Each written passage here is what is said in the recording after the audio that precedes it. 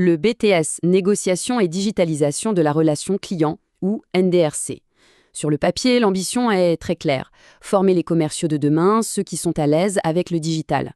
Sauf qu'entre les objectifs du référentiel officiel et la réalité technique sur le terrain, dans les établissements, il y a souvent un monde. C'est précisément ce fossé qu'on va explorer ensemble. Allez, on plonge dans le vif du sujet. Tout part de là, de cette ambition officielle décrite par l'ONICEP.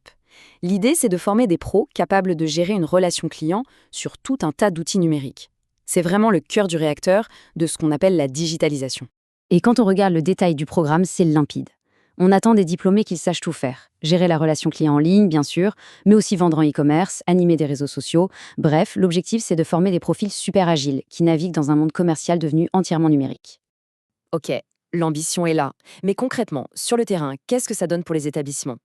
C'est là qu'on bascule dans la réalité technique et, bien souvent, face aux premiers obstacles. Et c'est là que ça devient très concret, surtout pour l'épreuve 5. On ne parle plus seulement de grands concepts, non, on parle de la maîtrise technique de systèmes de gestion de contenu, les fameux CMS. Il faut savoir faire des choses très précises, comme paramétrer le SEO, gérer des comptes utilisateurs, ou même insérer un fil d'Ariane, vous savez, ce petit chemin de navigation qui guide le visiteur sur un site. Et là, on voit bien le grand écart. D'un côté, on a l'ambition pédagogique, former les étudiants sur des outils que les pros utilisent tous les jours, comme WordPress ou PrestaShop.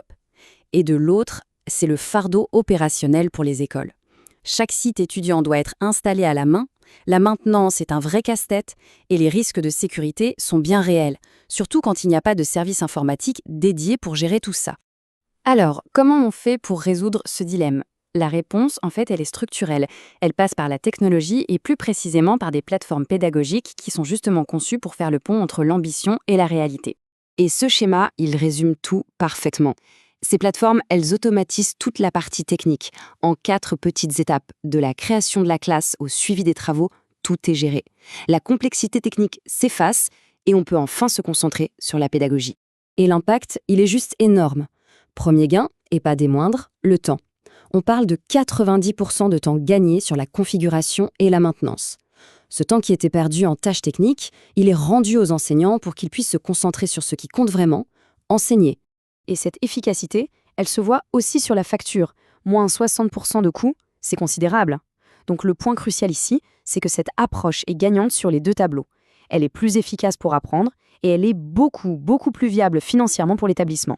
Mais attention, on pourrait croire que tout ça ne concerne que le BTS NDRC. En fait, ce défi technique, il s'inscrit dans un mouvement beaucoup plus large, une véritable transformation qui touche l'ensemble de notre système éducatif. Pour le dire simplement, ce qu'on observe avec le BTS NDRC, c'est vraiment la partie visible de l'iceberg. C'est le reflet d'un besoin de modernisation qui concerne absolument tout le secteur de l'éducation face au virage numérique. D'ailleurs, si on regarde les analyses de marché, le constat est sans appel. Intégrer le numérique dans les formations, ce n'est plus une option, c'est devenu une nécessité stratégique pour simplement rester pertinent et moderniser les façons d'enseigner. Et ça, ce n'est pas juste en France. À l'échelle internationale, le message de l'OCDE est on ne peut plus clair. La seule chose dont on soit sûr pour l'avenir de l'éducation, c'est qu'il sera numérique. La question n'est donc plus si, mais bien comment. Ce qui nous amène à la question finale. On sait où on doit aller, les compétences de demain sont digitales.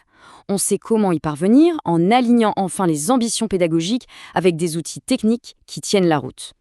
La vraie question n'est donc plus de savoir si nos infrastructures sont prêtes, mais plutôt comment on s'y prend dès aujourd'hui pour les adapter et construire l'enseignement du futur.